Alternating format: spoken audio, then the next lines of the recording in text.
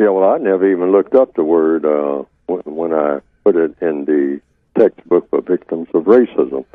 I just use it in the traditional way, want, and that definition does fit. A desire for something. Yes. You know, it's something you desire. You want to catch the bus. You want to get up out of the chair and stretch and yawn. That's a want. Yes. Okay. You want to go to the cafeteria and have breakfast.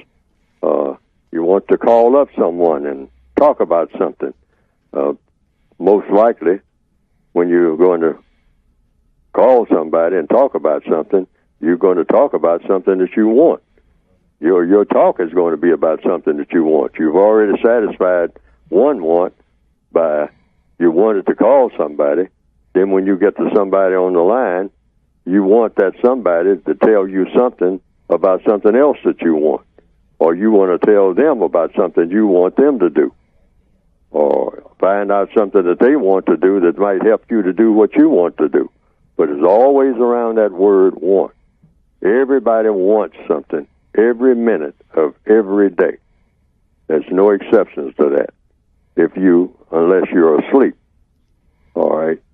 And when you're asleep, you don't have any wants. That's being taken care of. Yes. You just want to, you want to keep breathing while you're asleep, but that's taken care of by whatever created you. Okay. All right? Otherwise, you're not going to wake up either. Okay? If you Yes, stop sir. breathing. So that's automatic. Mm-hmm.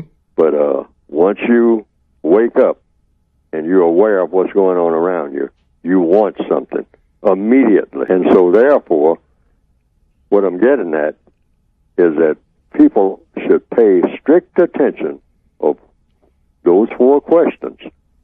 What do you want to do? And ask yourself these questions, all right, as well as other people that you're around, because you get clarity and focus that way real quick. I mean, in every classroom, in every job. Yes, sir. I mean, whatever, just a casual conversation. If you want to get to the core of anything real quick. Now, it'll make people nervous because most people, well, I won't say most because I don't know how to quantify it, but huge numbers of people get a little bit nervous when you start getting into that thing about wants. Okay. I get nervous about it myself, all right, when I ask myself these questions. Fuller, what do you want to do? Why do you want to do it? How do you plan to do it? All right? Now, most people don't like to plan. They like for somebody else to do the planning about what they want. I want something, but I want somebody else to plan on how I'm going to get it. Okay? Why? Because I started getting lazy along about that third question. How do you plan to get it? Okay? And then last but not least, this is the clincher question that a lot of people avoid, particularly people who are not looking to do something that makes sense, something constructive. See, if we tell ourselves the truth, a lot of the things we want to do, we're just chomping at the bit to do it, but it makes no constructive sense at all. What do you expect the constructive result to be of what it is that you want to do? All right? Yes, sir. Now, most people in the system of, belatedly, the system of government that we have on this planet, don't want to do anything that's going to have a constructive result, either directly or indirectly. Why? Because we have been trained that way and taught that way. By whom? The usual suspects, the white supremacists of this planet. Yes, sir. And particularly when it comes to non-white people. Okay. I mean, you have school shootings. I just read recently where you just had one in the last 48 hours or something like that, and all like that. And then you have page after page when you read the newspapers.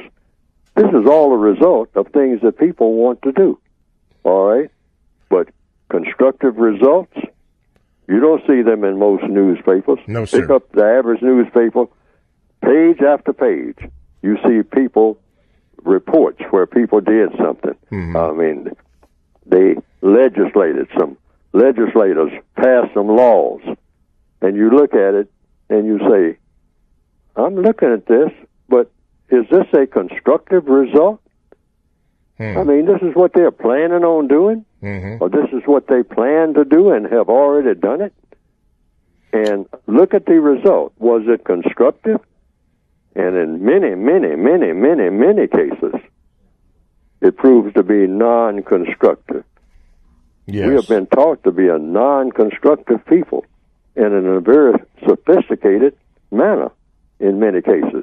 I mean, some of the most intelligent people, quote unquote, on the planet Yes, are sir. sitting around thinking of things for people to do and to want to do and to want to do repeatedly that is absolutely non-constructive.